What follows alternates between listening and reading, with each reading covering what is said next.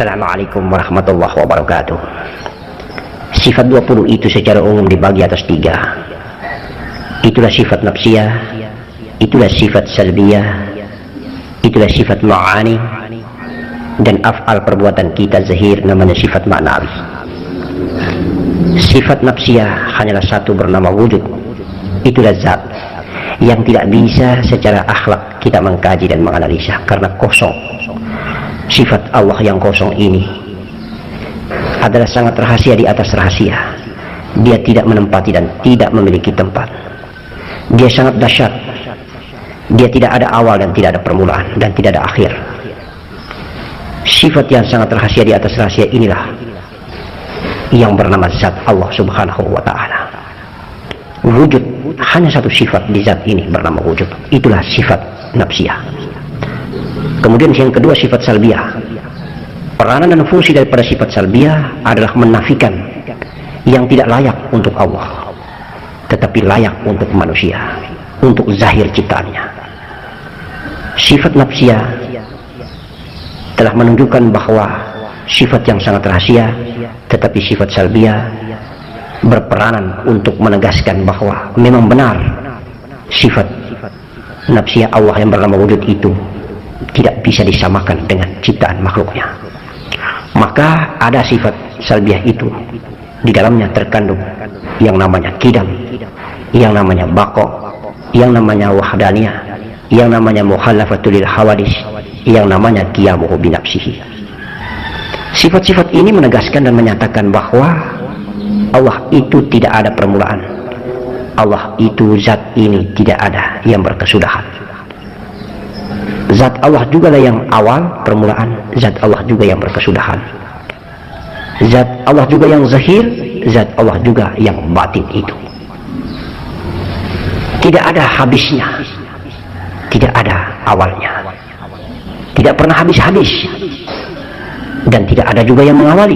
Itulah Allah subhanahu wa ta'ala dalam sifat nafsiyah.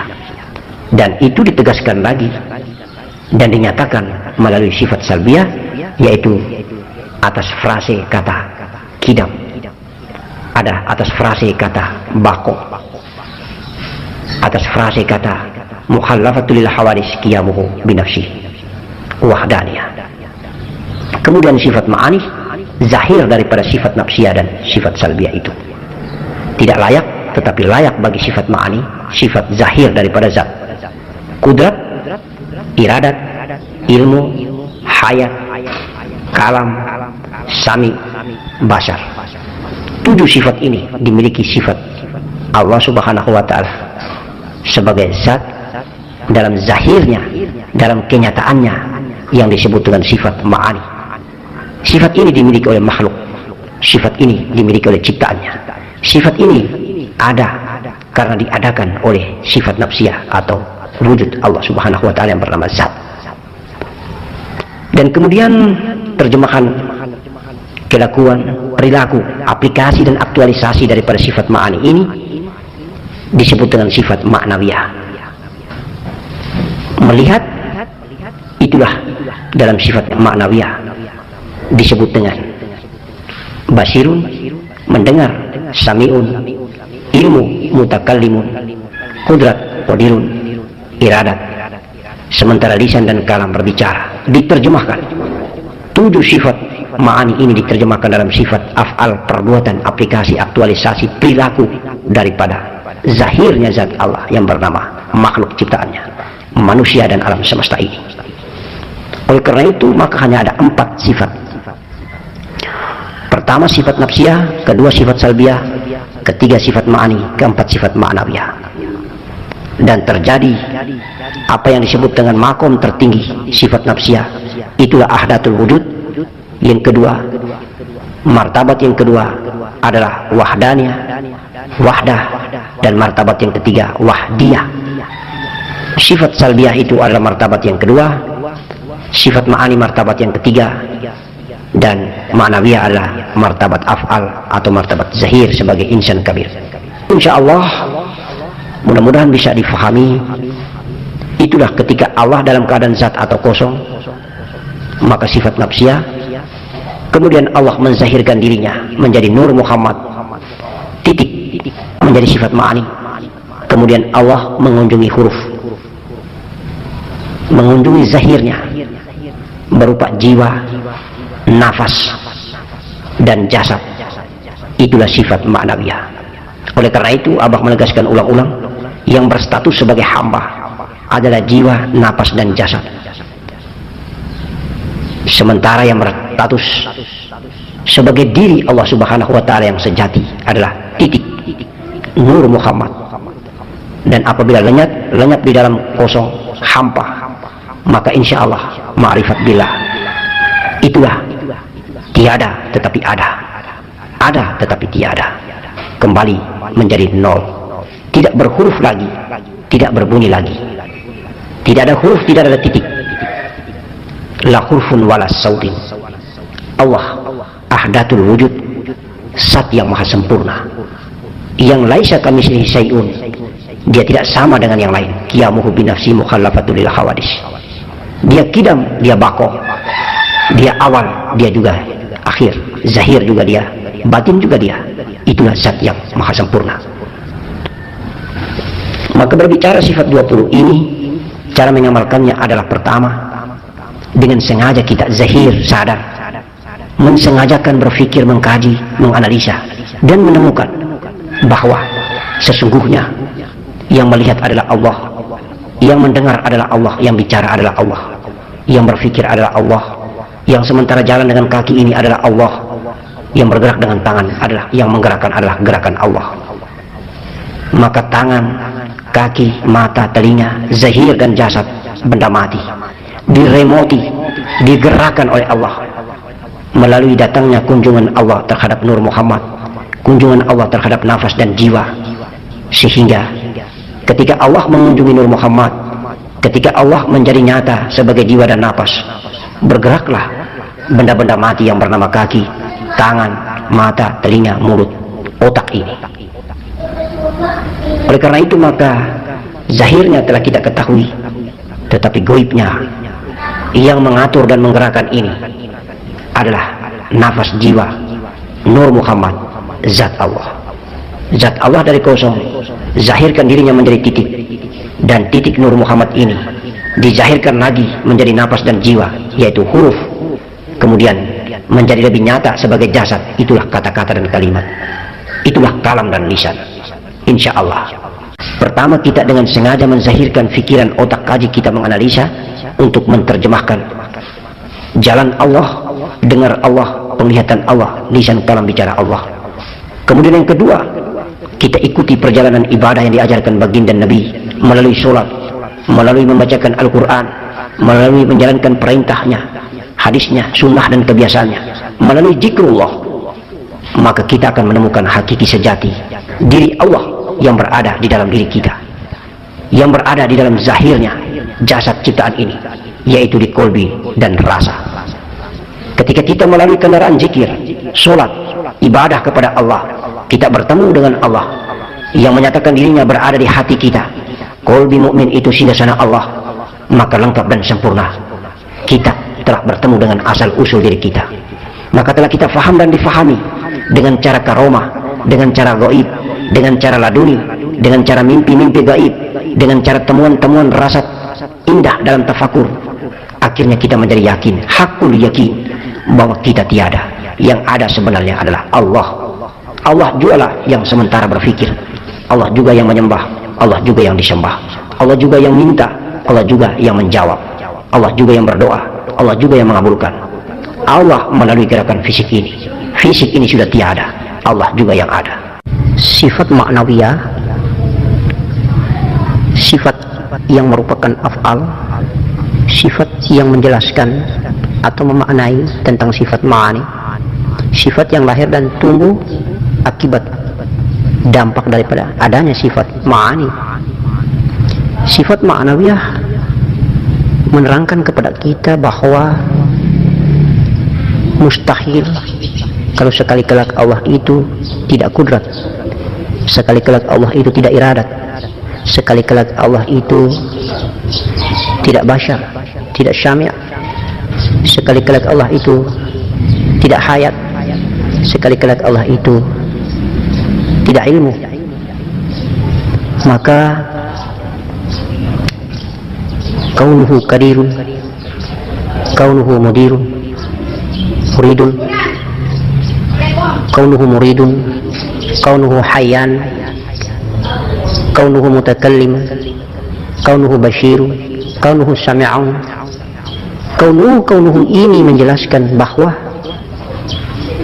sifat ma'ani itu selama-lamanya seperti itu adanya, mustahil dan tidak pernah akan terjadi perubahan.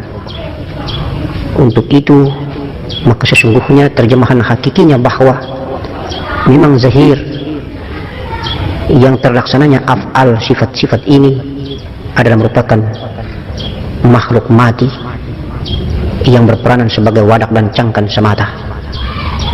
Hakikatnya adalah yang maha hidup jualah dari zat dan sifatnya, berperanan, bergerak, berperanan, menggerakkan, berperanan, membuat menjadi melihat, membuat menjadi mendengar, membuat menjadi bicara, dan selama-lamanya maha kuasa, selama-lamanya maha iradat, maha menentukan, selama-lamanya maha lisan bicara, maha kalam, selama-lamanya maha ilmu, selama-lamanya maha hayat, tidak pernah mati, selama-lamanya tidak pernah akan terjadi kebalikan dari itu.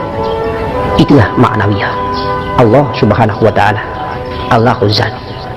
Insyaallah sebagai alam sadar, hamba yang hina dan papa, al-fakir dalam kesadaran jasad yang masih melanggar segala aturan dan ketentuan sang iradat dan kudrat zat yang maha kuasa, maka tugasnya adalah pertama menoleh ke belakang untuk mengetahui asal usul zahir ini, agar tahu diri, agar kenal diri, tidak lupa diri asal usulnya, sehingga merendah diri untuk sampai pulang ke tempat asal usulnya dalam keadaan nikmat, tawadu, patuh dan taat atas segala perintah dan jauh segala larangannya.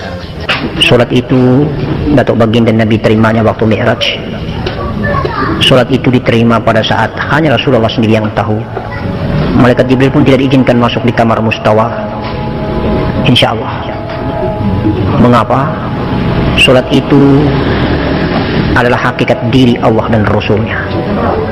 Sholat itu perjalanan diri kita di atas diri kita, perjalanan mengenai asal usul diri kita dengan menggunakan kendaraan diri kita juga.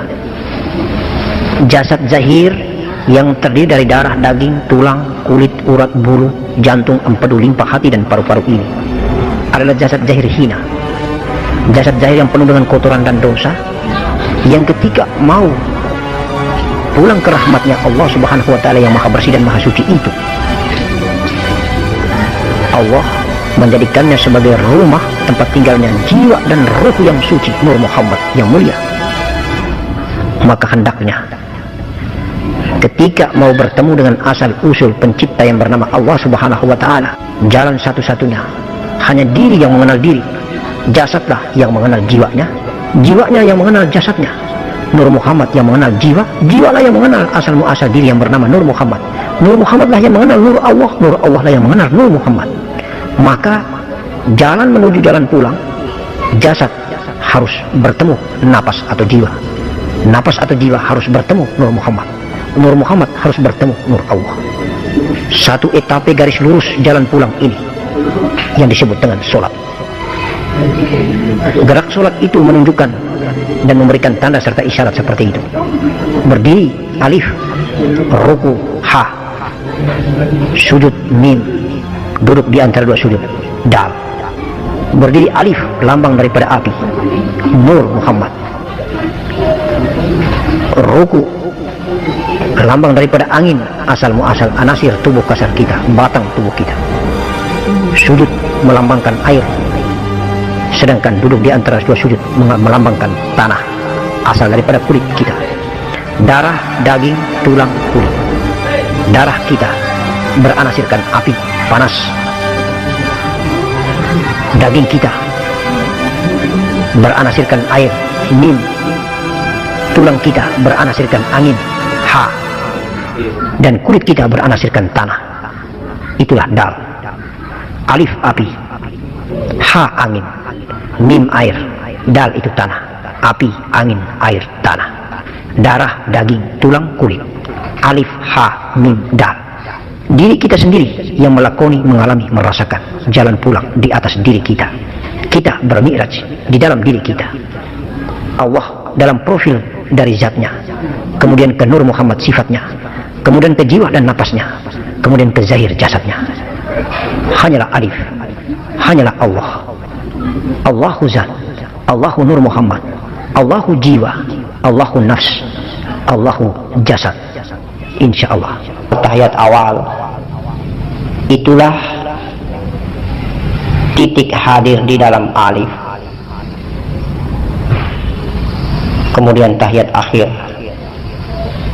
Alif, huruf yang satu telah hadir dan menyebar menjadi huruf yang banyak. Tahiyat awal, pertemuan terjadi antara Alif dan Ba, dan tahiyat akhir terjadilah manikam setelah pertemuan Alif dan Ba. Tahiyat awal terjadi Nur Muhammad, Ruh Muhammad, menyebabkan adanya nur, ruh, jiwa, nafas-nafas yang banyak, yaitu jiwa, nafas-nafasnya para nabi dan umat-umatnya para nabi, termasuk kita sekalian alam semesta. Ana minurilah al-alamina minuri. Tahiyat awal titik, lebur di dalam Alif. Tahiyat akhir, Alif lebur dan menjadi yang banyak. Kisah perjalanan terjadi antara seorang ayah bertemu ibu, seorang suami bertemu istri, seorang laki-laki bertemu perempuan, kemudian manikam, lahirlah banyak anak cucunya. Itulah ana minurilah al-alamina minuri. Aku berasal dari cahaya Allah dan karena cahayaku seluruh alam tercipta. Tahiyat awal dan tahiyat akhir, hadirnya bunyi dan hadirnya huruf, dan karena huruf yang satu menyebabkan banyak huruf yang lain tercipta. Hadirnya cahaya Muhammad karena cahaya Allah, dan karena cahaya Muhammad seluruh alam tercipta. Itulah kisah terjadi tahiyat awal dan tahiyat akhir. Allahumma salli ala sayyidina Muhammad wa ala ali sayyidina Muhammad. Allahu akbar walillahil hamd. Setelah tahiyat itu tercipta, setelah kisah rahmat dan barokah itu diberikan, insya Allah baru terjadi perjalanan abadi mengafalkan diri sebagai zahir yang sempurna di muka bumi. La ilaha illallah, la ilaha illallah, la ilaha illallah, la ilaha illallah, la ilaha illallah, la ilaha illallah.